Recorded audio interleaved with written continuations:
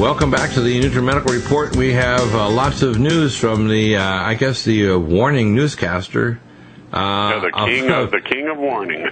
The king of warning, actually. And the thing is, you see, we all have in our corner the Most High God. So we know that God's not nervous. He's still on the throne.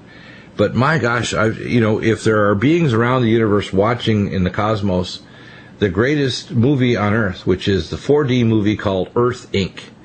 And Earth Pre-Armageddon is the current series on the galactic four-dimensional television. I'm sure that beings around the cosmos, including the angels of the Most High, are cringing and say, don't look. Because it's that bad. It's so insane. Yeah. And then some of the statements you made on the break here, and this is not only of the FAA ordering U.S. airlines not to go over Ben Gurion Airport, but also there's some crazy comments made to try to offer a Nobel Peace Prize to the restraint the Israeli army are using, going into the kill box and dying themselves. I have a wild imagination, always have had, but I couldn't make this stuff up. No. And not even after 2 or 3 Long Island iced teas and really kick back. There's no way I could come up with something like this. No. Well, let me read the headline on this post that I did. As the Gaza death toll passes 600, mostly civilian children, women, and men, Israel's ambassador to the United States says the Israeli Defense Forces deserve the Nobel Peace Prize for unimaginable restraint. Restraint.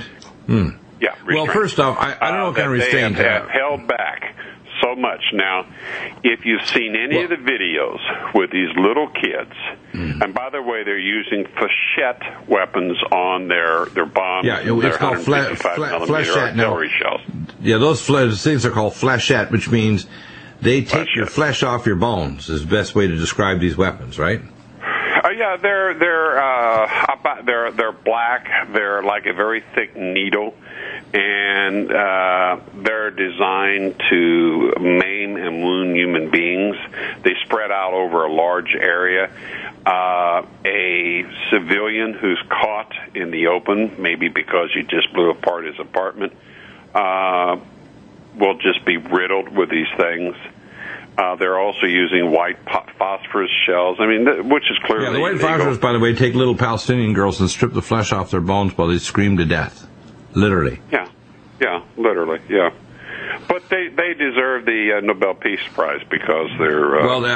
honestly, I think they need to try out for a second job. We need a new guild of comedians called Geopolitical Insane Comedians of the satanic type that need to actually try out for a new alternative channel to the Saturday Night Live crew that can say, let's have some late-night satanic humor, dark humor.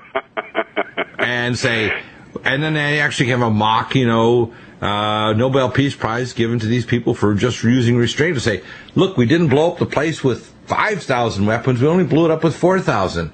That shows a lot of restraint. They step on the bodies of little children to get the award. Right. Now, by the way, here's how I would have prosecuted this years ago. Years ago, I would have gone in and managed these tunnels and allowed commerce to come across with Israeli metal detectors so they wouldn't be bringing in guns and missiles and other garbage. I would allow Gaza to still be a place that could be lived instead of an open-air prison, which is what it is right now. I would also start trying to move these people to Jordan where they actually belong, and I would stop this idea that, that the Palestinians are all kind of bad. Their political system is designed to make sure only the extreme elements run the place. Probably less than 1% are really out of their cotton-picking mind.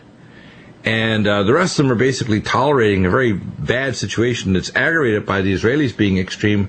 And they do this periodically when they think there's an impending big war. So the reason why Israel's doing this now instead of 20 years ago when they actually closed the tunnels, which would have been very surgical, and now they're killing civilians, and the civilians are killing them too, because when the Israelis get into this kill box and they get into, these little back streets with these tanks, they're not going to come out alive. They're going to die because there's a bomb in the road or the back street. There's a rocket-propelled grenade that can blow through the side of their tank. Because the Israelis are not winning. I won't say they're losing yet, but they're certainly not winning, and that actually comes from the Israelis themselves. Well, they can only have so much. When you lose a large percentage of your military, eventually people are not willing to do it. This has happened in Vietnam, where one day they'd say, "We're going to attack the Viet Cong today." The next day, we're going to just sit around and smoke dope. So eventually, people said, "Hell, And this is what happened. The officers got fragged, which means if you frag an officer, it means he gives you an order, you put a gun up to the side of his head and blow his brains out. That's what happened in Vietnam. Or I when know he's from my friends sleeping over in there. his tent, you throw a fragmentation grenade in, which In is his tent, where the term came from. Yeah, right. And they frag him basically. Our generation, and I had lots of friends that were there. And yeah, me too. I'm a Vietnam age range, and my buddies went over there. Most of them either died or came back totally destroyed, and. They wouldn't allow them. They tied one hand behind their back. They wouldn't allow them to actually prosecute the war. Israel is a very tiny country, and when two Israelis who don't know one another get together, one of the most common things that happen is they sit down and they, do you know so and so? Do you know so and so? And they always find people that they know that and so forth. And they literally are very good at dishing out death, but they're not very good at taking it. They're a very small country, and they take every death very seriously of their people. Well, they actually try to pick up the bomb fragments of their own. So let me read, if I could, just a paragraph what I wrote in response to this story about the IDF deserves a Nobel Peace Prize. You wrote an article. Wonderful. Wonderful. You wrote it. Go ahead. Yeah, this is a classic but sad and horrific example of just how sick and evil the attitudes of the Israeli population really are. Pardon the language, I have to clean this up for the radio. Pardon the language, but they feel that their blankety blank does not stink. But of course, everyone else's does. They are so darn narcissistic, it goes back to the sick, non-biblical belief that unless you're born of a Jewish mother, you're simply a soulless, two-legged animal. That killing you is not murder, that raping you is not rape, that stealing from you is not stealing. You are, after all, not human, just an animal placed on this earth to save the Jews. That kind of sick, hyper-racist crap has no place in the 21st century, or any century for that matter. And why do we allow such people to run the Western nations, the political institutions, the financial systems, and the news entertainment industry, and continue to drive us to Armageddon? Now, by the way, I'm not saying that by any stretch of the imagination all Jewish people share those No, values. not by any. It's actually a tiny minority. Most of them are embarrassed by it. But in Israel, it's a bigger minority. Right. The problem is, you see, that a lot of Israelis decry all religions because they've seen the guts of their own religion of current satanic Judaism, and that's why a lot of them are leftists and secular humanists or transhumanists that believe science, like Ray Kurzweil, is going to transform humanity, not the Most High God, and so they abandon their ancient Hebrew roots. The real fact is we have apostasy, and they have to face that. And the Bible says that 1/3 of quote Hebrews around the world, Jews, are going to turn back to God. And that's probably a higher percentage than the average population, because they're going to realize when they're surrounded by these nations and their weapon systems like Patriot 2 and Iron Dome don't protect them. That's why they're in a panic to try to get these missiles out of Gaza. But that's the least of their problems. They've got Hamas. They've got is the least of their problems. They've got Hezbollah, Syria. This has yet to become the third intifada, but it may very well. And really, that is what Netanyahu wants. That's why he's pushing this so hard. He wants a general Middle Eastern war with Iris, the goddess of I don't know, something ISIS, from ancient the fertility goddess. Time. Diana or Isis, the fertility goddess, which is their take on Lilith, the wife of Lucifer. Well, it always goes back to Lucifer and rejecting God. But anyway, Lucifer. With Syria, with Iraq, with Iran, Lebanon, they want a general Middle Eastern war. Now, I have to tell you, from the Israeli perspective, you don't get any nuttier than that. They're a tiny country, a compact country, and they want to create war all around them. And yes, they have lots of nukes, but their enemies have some weapons that can manage to wipe out the Israelis too. They may be dead, but that's why you call it MAD, mutually assured destruction. They can kill you, but you can kill them. And it's simply insane to go down that path. Welcome back, and Tim, I think the very last bit of your statement there you need to repeat. And we get cut off. I'm sorry. That's okay.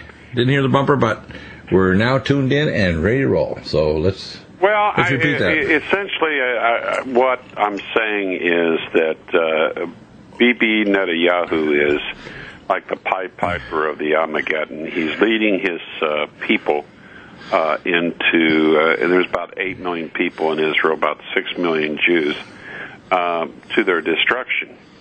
He wants this general Middle Eastern war all around Gaza, Palestine, Lebanon, Syria, Iraq, Iran, and Israel is a tiny country.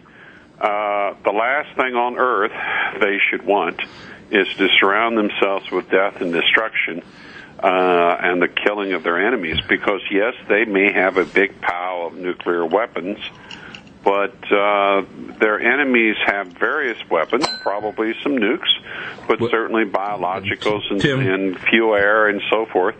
And MAD, mutually assured destruction, it means you don't want to have a war with somebody that has a MAD with you, because you're both going to die. Tim, you remember the letter from about over a century ago that stated there were going to be 3 world wars, and this is before World War I. And it talked about the actual Third World War, which would be promulgated by a globalist world government that would eventually use... yeah, that was on display at the British Museum until a Rothschild got placed on the board of directors, and then it disappeared. Right. But that it letter was actually... a Confederate general who was member of a high-level Masonic order. Yeah, he was a known Satanist and a very high-level Mason. And of course, these are avatars that use demonic divination to actually gain power and control.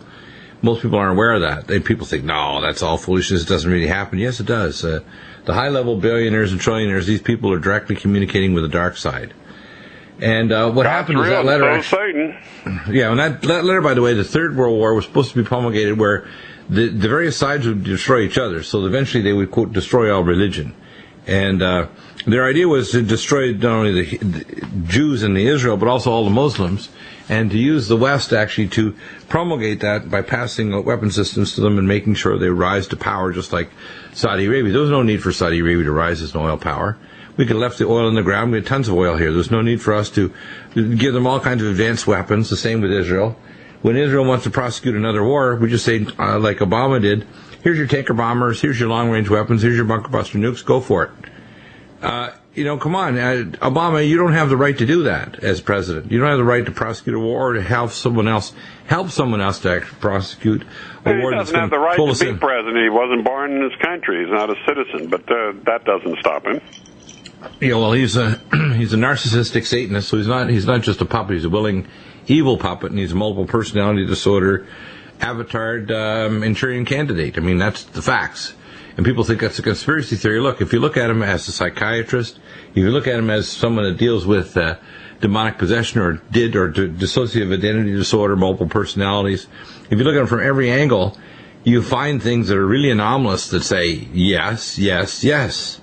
And that's why his behavior is so bizarre. That's why if you look at him just from the point of view of a psychiatrist that's very sober, or if you look at him from his geopolitical behavior, we can't call him a communist. He is a total satanic fascist, where he wants to destroy all nation states.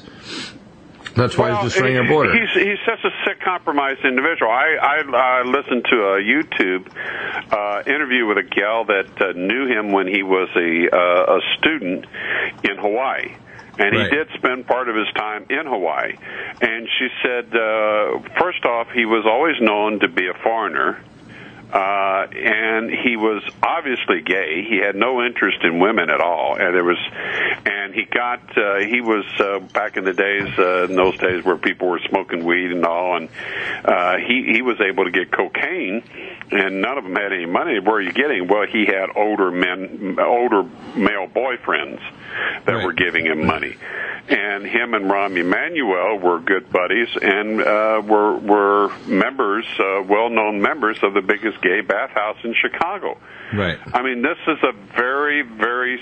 And one game he used to love to play, he would bum cigarettes off of people, including strangers, and he'd be so charming and all, and could I borrow a cigarette? And then as soon as they gave him a cigarette, he would just turn around and immediately walk off, like with disdain that they were so foolishness to buy into his nonsense.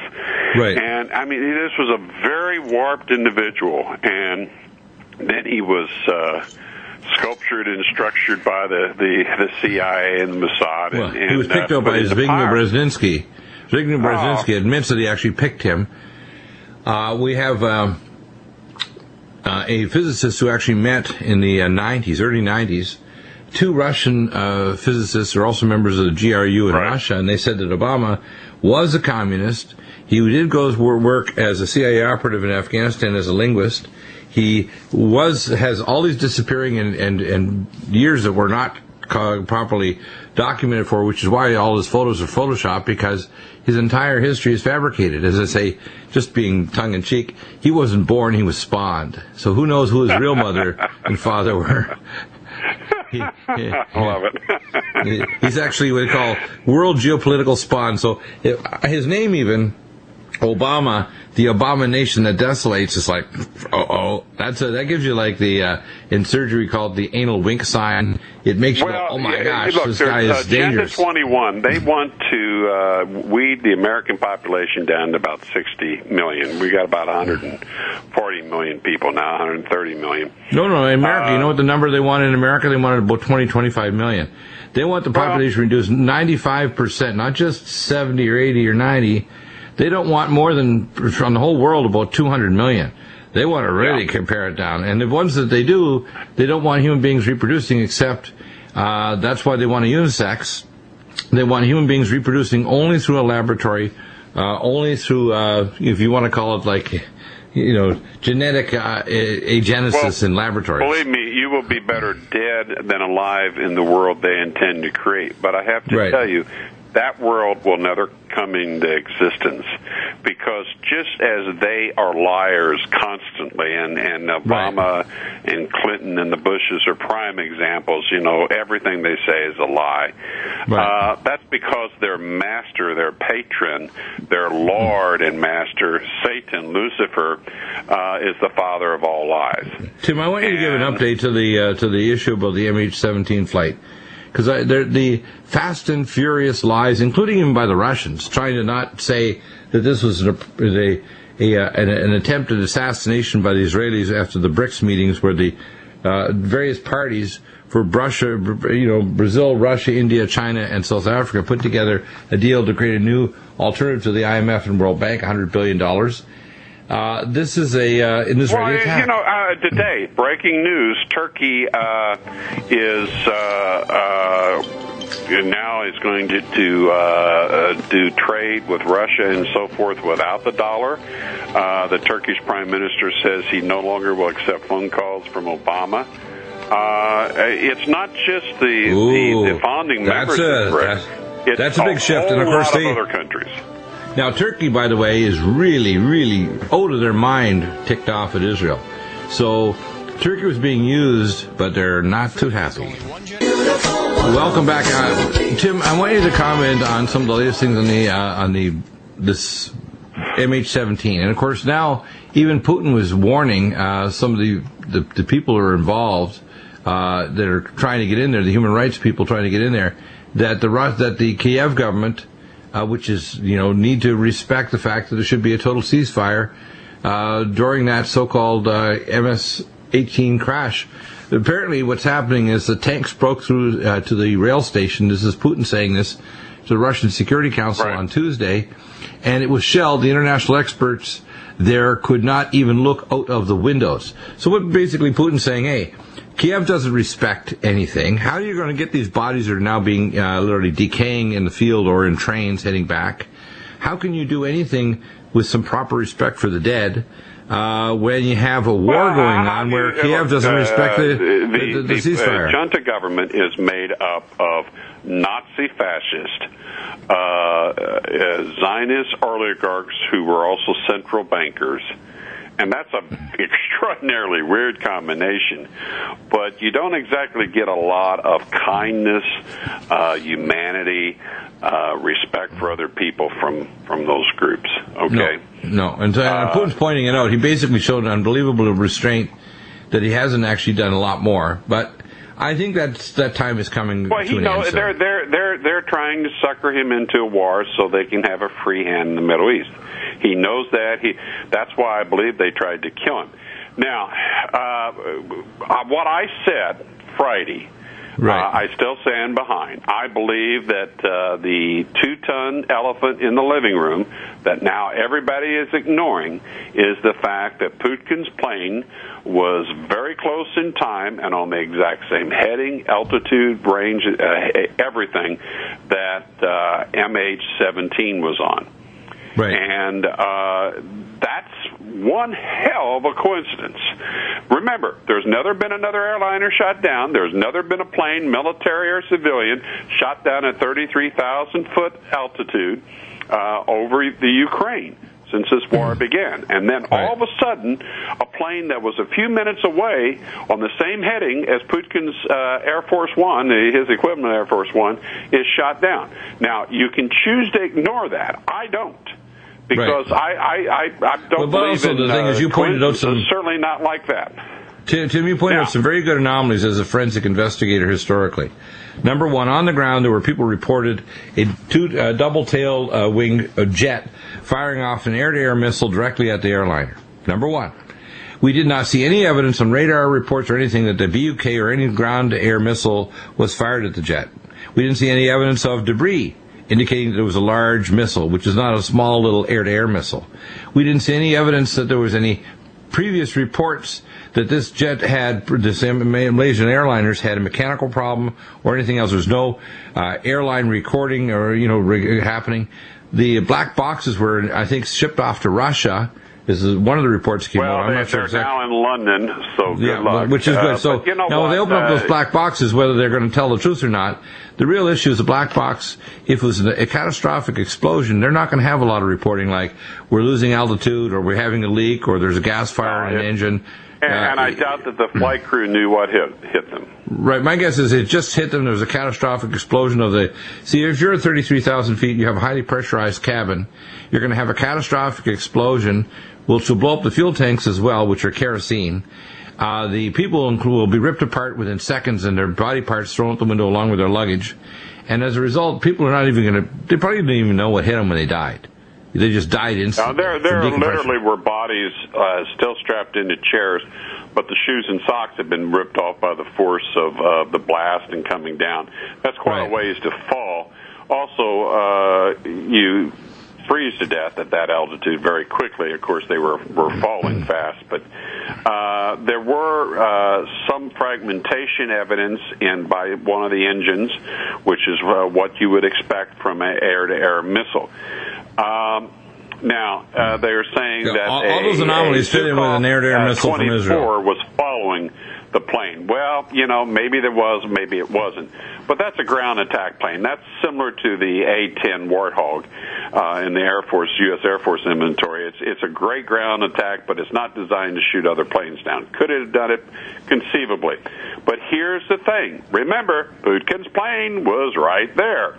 And remember about, a little over a month ago, there was the case in Europe where on multiple radar screens in different countries, multiple flights of civilian airliners just disappeared, and they also disappeared for different lengths of time. Flight such and such was there, and then all of a sudden it wasn't on the screen, wasn't on any screen, and then it reappeared a half hour or so later. And another flight reappeared 35 minutes later, et cetera, et cetera. That was a great mystery. And then eventually NATO came out and said, well, we were running some electronic countermeasure exercises, some electronic warfare exercises. Right. Look, I believe, based on everything, and I've been a consultant in aerospace. I almost bought the late King Hussein's state aircraft and Lockheed L-1011-500. By the way, it had 3 little red windows over each engine of the exhaust. One in the tail, one on each wing, and then 2 on the sides, and those were laser beam ports. U.S. Air Force supplied a laser beam system to spoof infrared heat-seeking missiles. So they didn't fire a heat-seeking missile. They fired a late-generation advanced AMRAAM, which is designed to be very resistant to electronic countermeasures, which Putin's plane would also have. However, you want to get close to minimize the amount of time that the ECM is employed, and they wanted to do a visual confirmation. They got close. People on the ground saw these two planes. They saw a white airliner-type plane with red and white printing on the side, which is exactly what Putin's airplane looked like. They fired, and they blew it out of the sky, only it wasn't Putin. But the squawking that they were probably getting on that Israeli F-15I Strike Eagle was the confirmation code, the ID squawk of Putin's plane, because it was spoofed. And Putin's plane, by that point, had already went into Belarus and into Russia.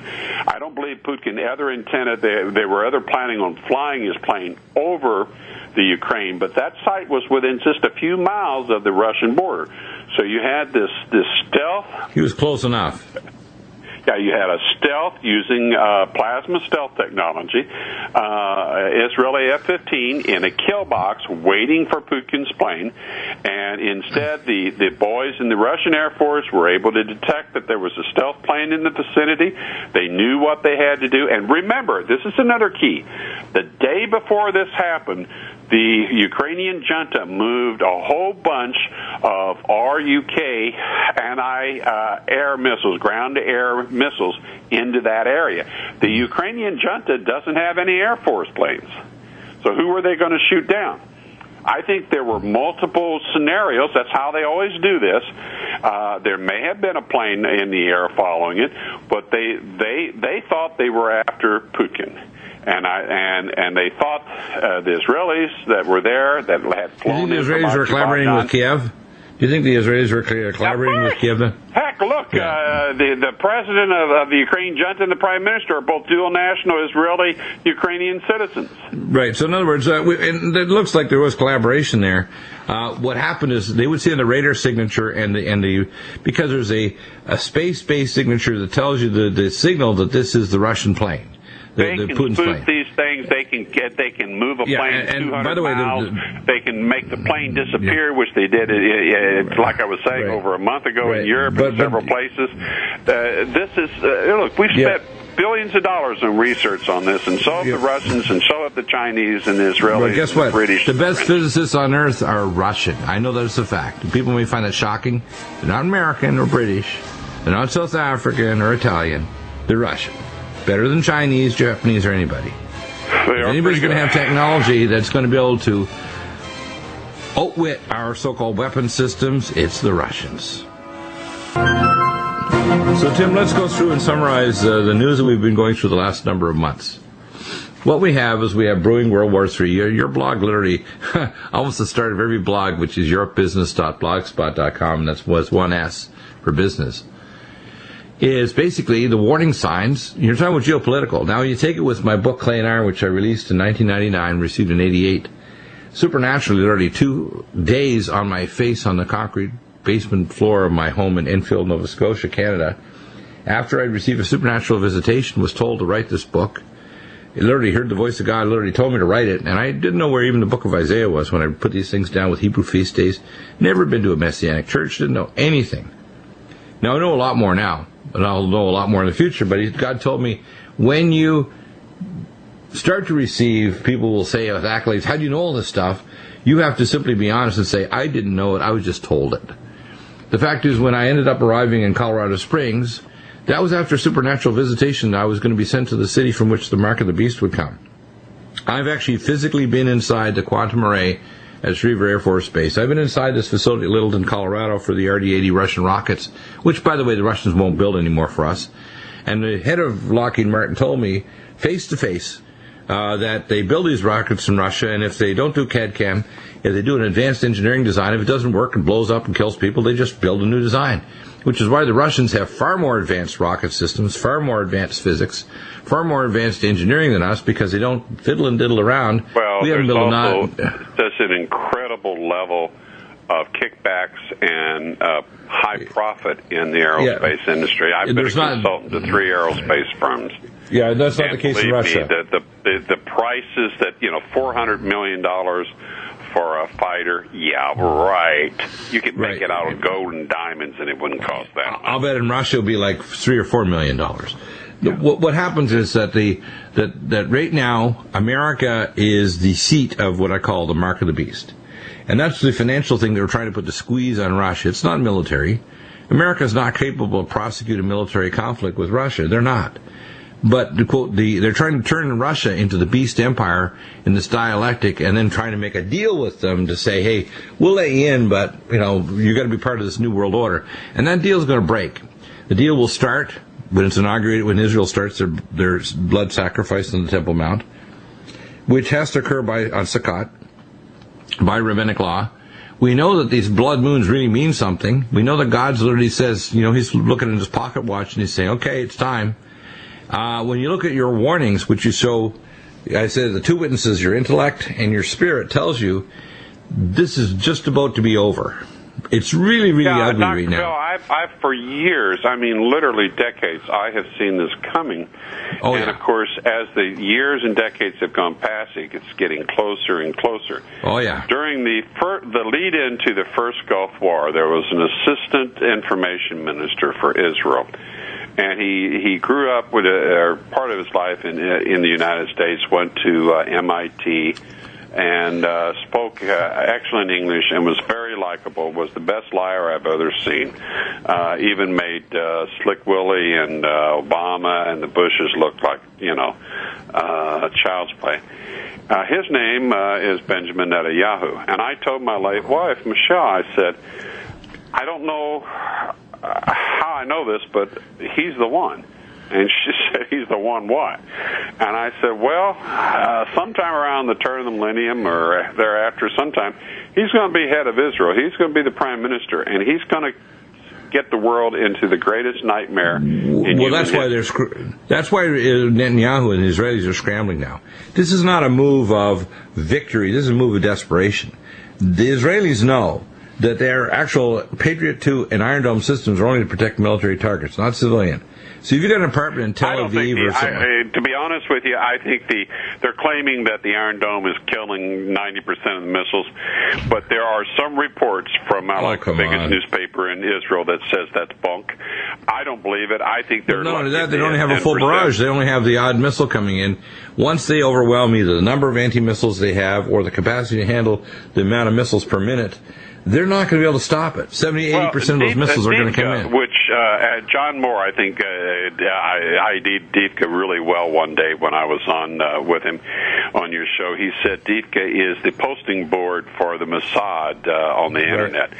And Diefke says that the IDF, the Israeli Defense Force, is fighting very hard trying to win its first battle against Hamas.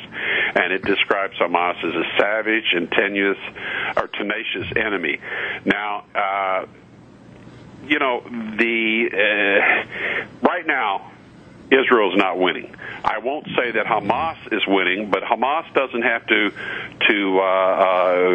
seize Israel to win. Hamas simply has to survive. They just have to lose well. Go back a couple years, about 5 years to the Second Lebanon War, when the IDF went into Lebanon with all their Mareka main battle tanks and so forth.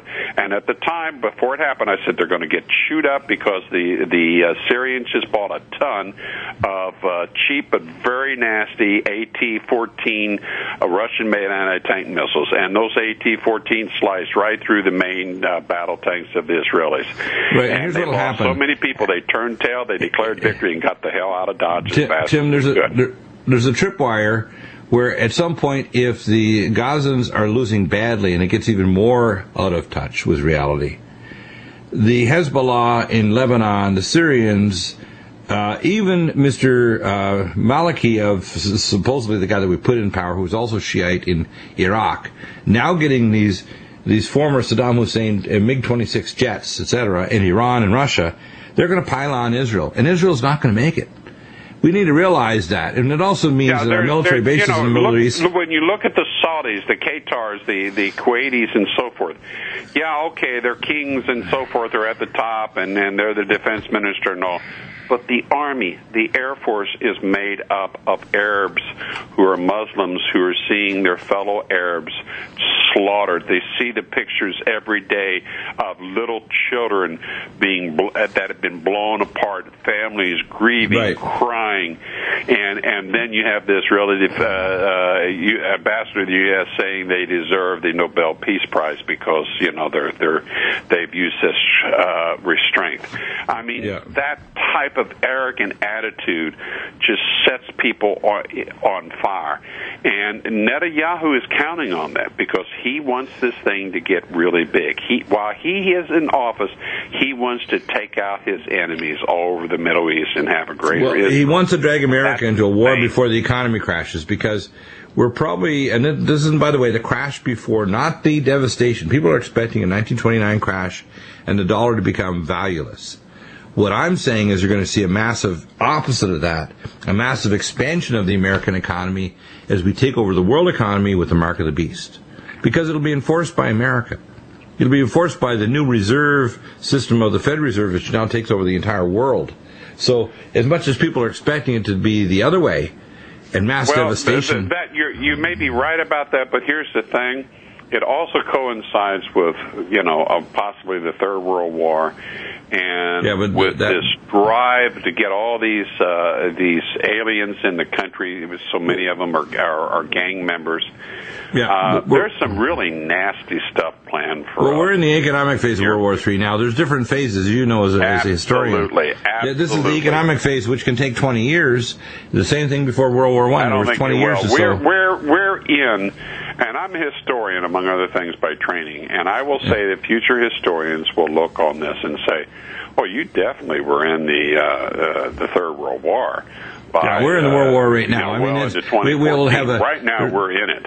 There's also a peace phase. The average person doesn't have full cognizance of that. Right. They also don't understand. The average person is now looking out and saying, "Man, there's a lot of weird stuff." Right. There's also a false peace, Tim, that's going to come real soon. Because it's going to get so scary, the parties that be and the political push by the public is going to beg for a treaty to stop it from going to the next level. The Russians, for example, can't admit the fact that they tried to assassinate Putin, because if they did, we would have an immediate nuclear exchange between Israel, which has a lot of nukes, aimed at Russian cities, and Russia. We would have an immediate nuclear war. I put my money on the Russians, though. They popped some SLBMs from the middle of the Med, and before the Israelis knew it, they'd be toast.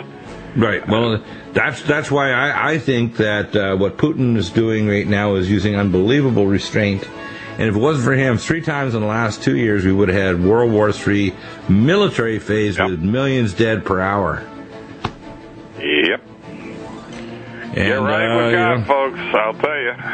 There's never been a time, certainly in my life, it's been this bad. Get yourself healthy. Get on nutraceuticals. Get off the toxic polypharmacy.